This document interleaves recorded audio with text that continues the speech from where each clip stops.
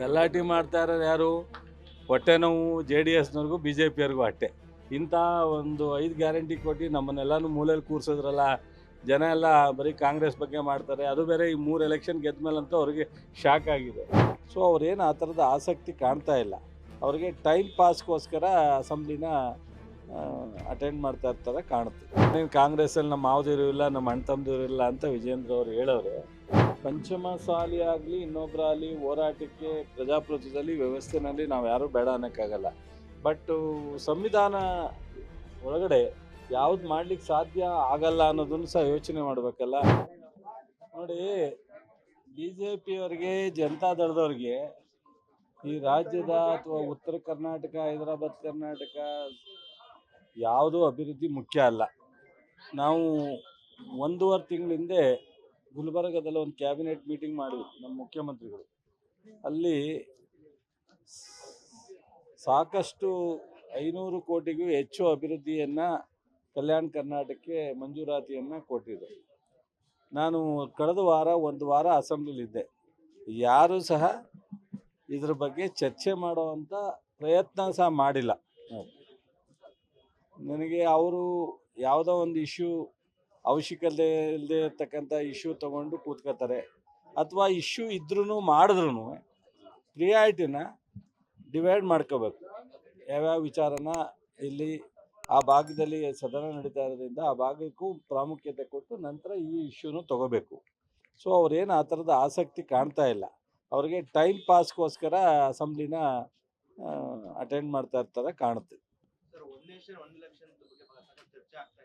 ಆಗಲಿ, ಅದು assembly ಮಂಡಿಸ್ಬೇಕು. 1 nation 1 election ಅಂದ ತಕ್ಷಣವೇ ಸಾಕಷ್ಟು ವಿಚಾರ ಅದರ ಒಳಗಡೆ ಬರುತ್ತೆ. ಈಗ ಎಲೆಕ್ಷನ್ನು ಆದ ತಕ್ಷಣವೇ ಮಧ್ಯ ಯಾವುದಾದ್ರು ಚುನಾವಣೆ ಆದರೆ ಏನು ಮಾಡಬೇಕು ಅಂತ ಅವರು ಸರ್ಕಾರ ಪ್ರೆಸೆಂಟ್ ಮಾಡುತ್ತೆ. ಮತ್ತು ಲೋಕಲ್ ಬಾಡಿ ಎಲೆಕ್ಷನ್ ಇದೆ, ಕೋಆಪರೇಟಿವ್ ಎಲೆಕ್ಷನ್ ಇದೆ. ಈಗ ಹಿಂದೆ ಇರೋವು ಮುಂದೆ ಇರೋವು ಅದನ್ನೆಲ್ಲ ಸಾಕಷ್ಟು ಅದಕ್ಕೆ ಏನಷ್ಟು ಸುಲಭವಾದಂಥ ವಿಚಾರ ಅಲ್ಲ. ಸಾಕಷ್ಟು ಚರ್ಚೆ ಆಗಬೇಕಾಗುತ್ತೆ ಪಾರ್ಲಿಮೆಂಟಲ್ಲಿ, ಪಬ್ಲಿಕ್ಗೆ ಬಿಡ್ತಾರೆ. ಇದೆಲ್ಲ ಆದಮೇಲೆ ಒಂದು ಅಂತಿಮ ಇದಕ್ಕೆ ಬರುತ್ತೆ. ಪಾರ್ಲಿಮೆಂಟಲ್ಲಿ ಈಗ ಅಪೋಸಿಷನ್ನು ಸಹ ಸ್ಟ್ರಾಂಗ್ ಇದೆ. ನಾವೇನು ವಿರೋಧ ಅಂತ ಅಲ್ಲ, ನಮ್ಮ ಪಕ್ಷದ ನಿಲುವು ನಾವೆಲ್ಲ ಭದ್ರಾಗಿರ್ತೀವಿ. ಬಟ್ ಆದರೆ ಸಾಕಷ್ಟು ಚರ್ಚೆ ಆಗಂಟ ಮೊದಲೇ ನಾನು ಮಾತಾಡೋದು ಸೂಕ್ತ ಅಲ್ಲ.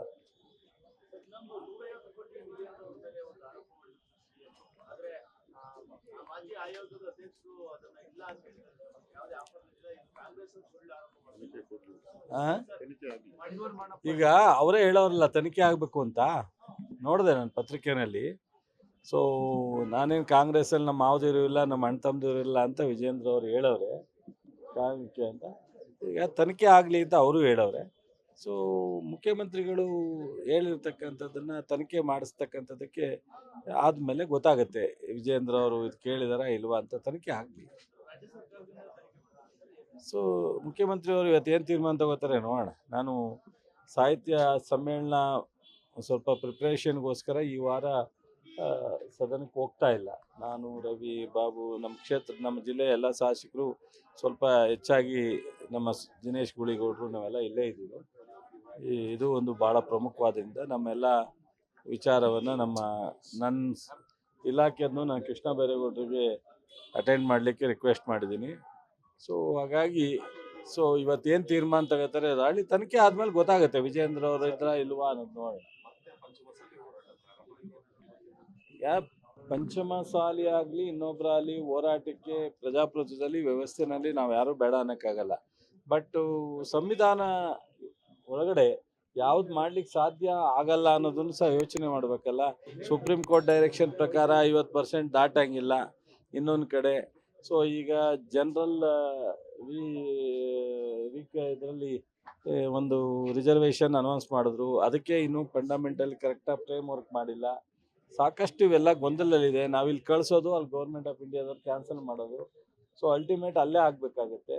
ಸೊ ಅವರು ಸುಮೋಟೋ ಅವರೇನೇ ತೊಗೊಂಡ್ಬಿಟ್ರೆ ಮುಗ್ದೋಯ್ತಲ್ಲ.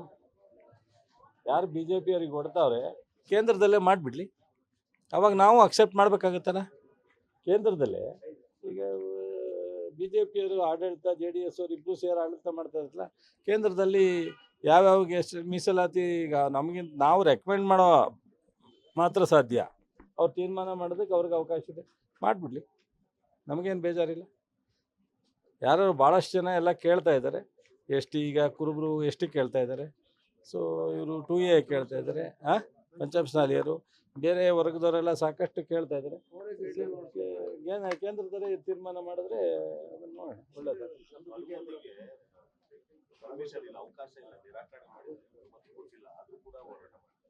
ಯಾರು ಅದೇ ಏನಾಗುತ್ತೆ, ಪಂಜಾಬ್ನಲ್ಲಿ ಕೇಂದ್ರ ಸರ್ಕಾರದವರು, ಮೋದಿಯವರು, ಅಮಿತ್ ಶಾ ಅವರು ರೈತರಿಗೆ ಮೊನ್ನೆ ಏನು ಮಾಡಿದ್ದಾರೆ,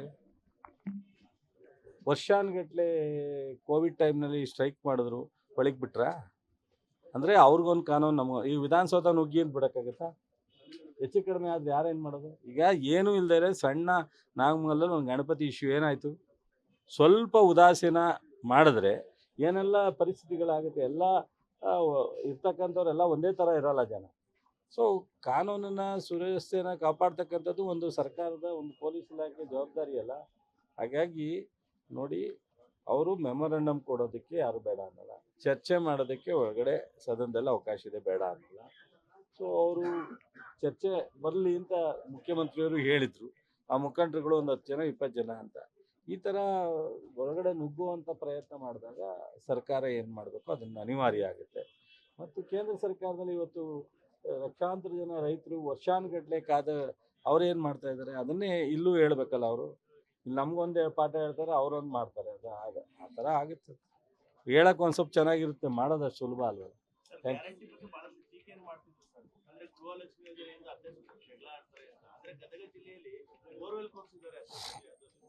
ಗಲಾಟೆ ಮಾಡ್ತಾ ಇರೋರು ಯಾರು? ಹೊಟ್ಟೆ ನೋವು JDSನವ್ರಿಗೂ BJPಯವ್ರಿಗೂ ಅಷ್ಟೇ. ಇಂಥ ಒಂದು 5 ಗ್ಯಾರಂಟಿ ಕೊಟ್ಟು ನಮ್ಮನ್ನೆಲ್ಲನೂ ಮೂಲೆಯಲ್ಲಿ ಕೂರಿಸಿದ್ರಲ್ಲ, ಜನ ಎಲ್ಲ ಬರೀ ಕಾಂಗ್ರೆಸ್ ಬಗ್ಗೆ ಮಾಡ್ತಾರೆ. ಅದು ಬೇರೆ ಈ 3 ಎಲೆಕ್ಷನ್ ಗೆದ್ದ ಮೇಲಂತೂ ಅವ್ರಿಗೆ ಶಾಕ್ ಆಗಿದೆ.